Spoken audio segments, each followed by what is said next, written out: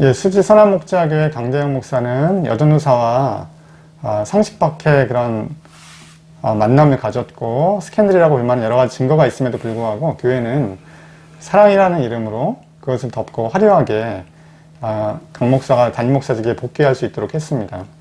그 과정에 눈물로 무조건 교회를 떠나겠다고 회개하는 척 하다가 또 20년 목회를 열심히 해보겠다고 손바닥 뒤집듯이 말을 바꾼 강대영 목사가 있었고, 그 강 목사를 적극적으로 변호하고 지지해준 선한목자교회의 유기성 목사가 있었습니다. 강 목사는 아무 일도 없었다는 듯이 금요예배 인도도 하고 주일예배 말씀도 전했습니다. 강 목사의 거짓과 유선적인 모습에 많은 수지 선한목자교회의 성도들은 강 목사를 불신하고 교회를 떠나려고 하고 있습니다. 강 목사를 비롯해서 강 목사에 동조하는 교인들은 교회의 하나됨을 지키는 것이 절대 가치이고 하나님의 뜻이라고 주장을 합니다. 그렇기 때문에 저희 방송을 포함해서 강 목사와 교회의 결정이 잘못되었다고 주장하는 사람들은 교회를 분열시키는 사탄의 세력이라고 생각하는 것 같습니다. 하지만 저희는 그렇게 생각하지 않습니다. 비본질적인 문제로 교회가 분열되었을 때 교회는 연합을 위해서 노력해야 합니다.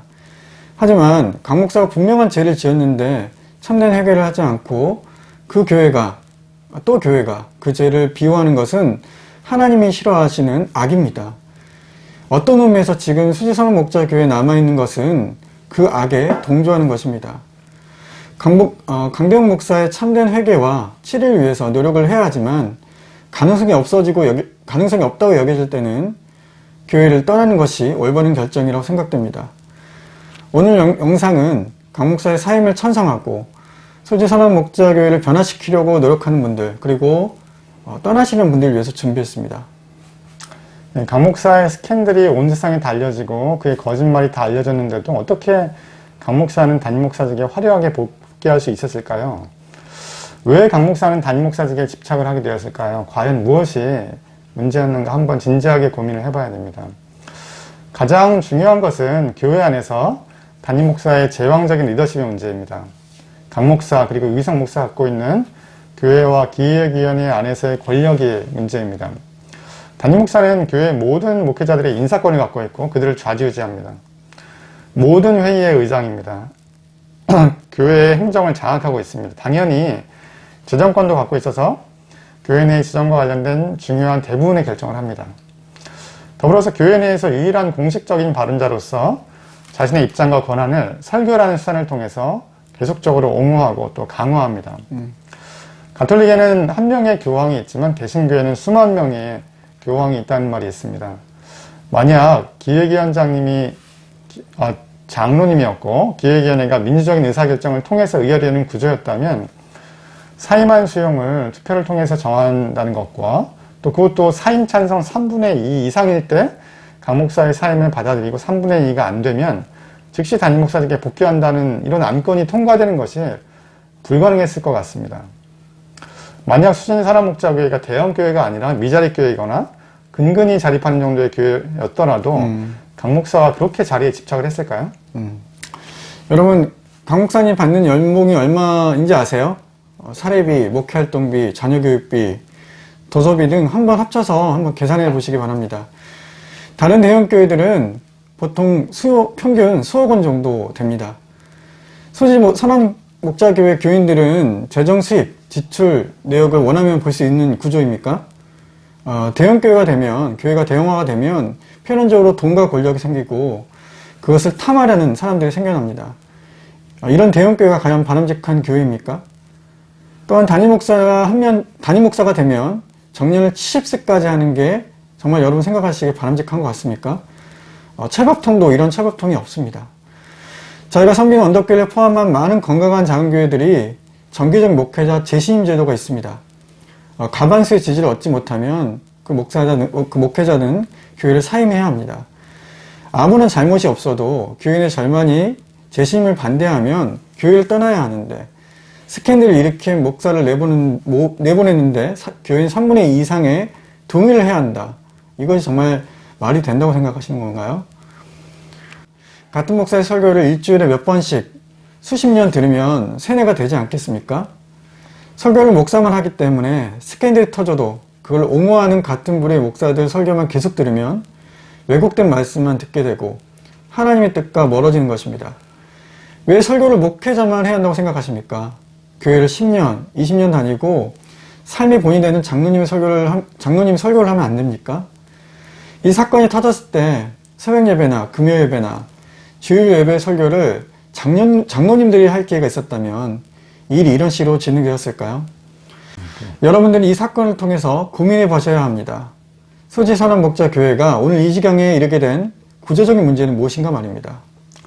네, 강 목사 한 명의 일탈을 문제의 본질로 본다면 지금과 같은 문제들이 계속 한국교회에 생겨날 것입니다.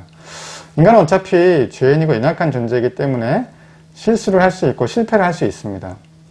그러한 지도자의 실수와 실패를 건강하게 다루고 성숙하게 해결할 수 있는 구조를 만들어 가야 합니다.